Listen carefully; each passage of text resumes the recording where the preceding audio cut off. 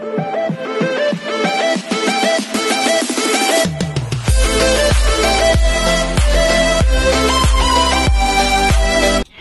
everyone, this is Kibo Vlogs, a Filipino reactor based here in Saudi Arabia, and welcome back to my channel. Agad-agad gawa natin itong reaction video, ang ibibirit na mga veiled musician Philippines, yung mga nanalo, which is Thea Asley, Garrett Bolden, and of course, Arabel de la Cruz. So I won't take any longer. I'm really excited kung anong kakantahin nila dito and kung paano, aaway-away ba sila dito? Hindi naman sila nag-aaway-away. Wala ngang patalbugan pag kumanta sila, right? So without further ado, let's start this reaction video. Atake tayo. Ito na. Ay, ang gwapo naman ni Raver. Ang pinakamagaling na boses sa bansa. This is Majesty. Ang taray niya talaga. Hindi mo kaya. Sa grupong ito, All Out Sundays is proud to present the winners of the Veiled Musician Philippines. Veiled Musician sa Philippines. Go. 12 mauhusay na singers ang nagpasiklaban sa likod ng telon nang ibabaw ang kanilang tinig at inilaban ang bawat nota. We listened without knowing their faces, only their talent, their heart. And now, the veil has lifted. Tatlo ang pinakanagningning, tatlong boses na pumukaw sa ating lahat. Ang Mr. Sensitive songwriter ng Norte, the total performer ng Bicol, at ang sultry vocalist ng Laguna. They emerged victorious in All Out Sundays Veiled Musician Philippines, earning the honor of representing our country in the upcoming Veiled Cup in South Korea. Your Kailan ba ang Veiled Cup at magawa natin ang reaction video dyan? Congratulations, Thea Asley, Siyempre, English na naman tayo dyan. Ubus na naman ang English natin.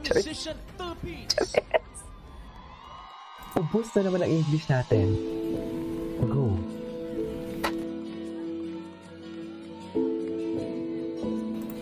Okay.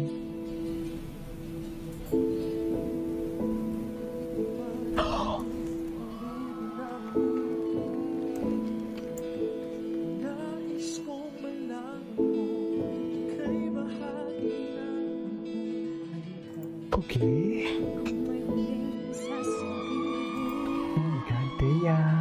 Yung lights lang, medyo malayo. Medyo madilim. Okay.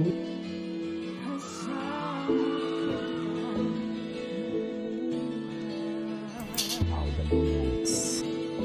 Ganda ni Arabel.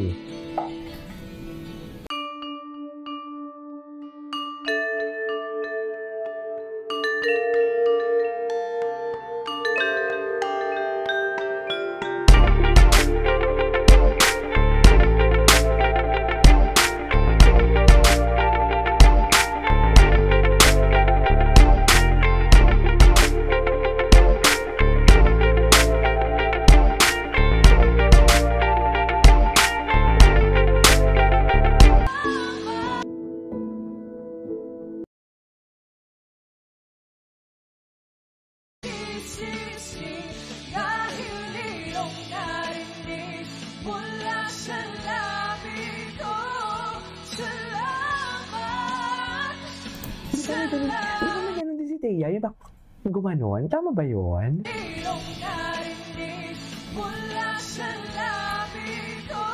Diba? Yung gusto ko kay Arabel. Totoo. Walang ere.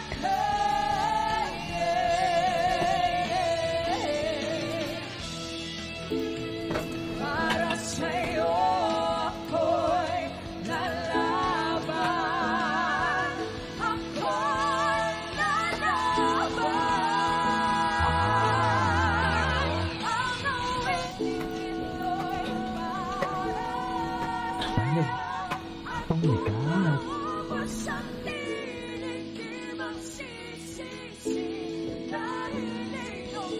Good luck, ha?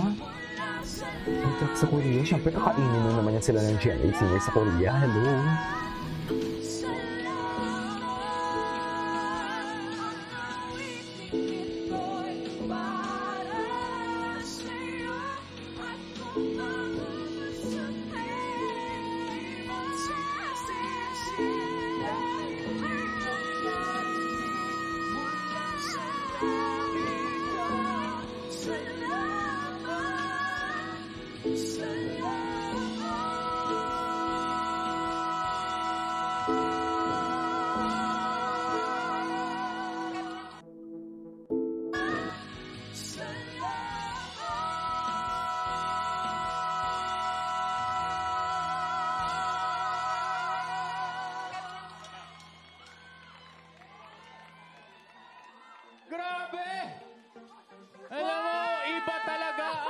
boses ng Pinoy!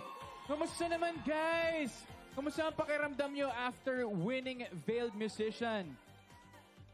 Shock, syempre. And actually, nakakagulat kasi na-realize namin after na lahat pala kami runner-up sa The Clash. Yes. Tapos, ngayon, nandito na kami. So, we're just super happy and we just feel grateful. Yes, and sobrang unexpected yung feeling na we were able to compete again, and this time naman we're gonna represent the Philippines. Yes. Sobrang saya. Sobrang looking forward na kami. Yes! Oo nga, parang kailan na pinag-uusapan natin yung pag-alis ninyo, di ba? Ito talaga. Ito talaga. Oo, dahil nanalo sila Arabelle, Garrett, and Thea, will represent the Philippines sa kauna-unahang Veiled Cup na gaganapin sa Korea lang naman! Guys, kamusta yung mga preparations ninyo? Wait lang, kauna-unahang Build Cup. Di ba may Build Cup naman before? Ang pagkakaalam ko ha. Preparation talaga. Since international na Philippines na i-represent namin, talagang bibigay todo talaga namin po. Super Iba yung practice preparation talaga kami. Tunnel vision. Super practice. Yes. Perfect. Discipline and super focus. Yeah. So happy for you guys. Grabe. you. We're all praying for your journey and your success. Siyempre, pinapagdasal namin ang inyong kalusugan Yes. at ang inyong wisdom and overall energy para sa competition na ito. Ang nakaka-excite dito, ano ang kakantahin nila? Yan yung nakaka-excite dyan. Go. Pop hits na Ay, tatak Pinoy talaga. Alamat. Anyways, I won't take any longer. Iputulin na natin to, pero ang ganda ng kanta nila. Salamat. This is Kijibo Vlogs. See you on my next vlog. Bye!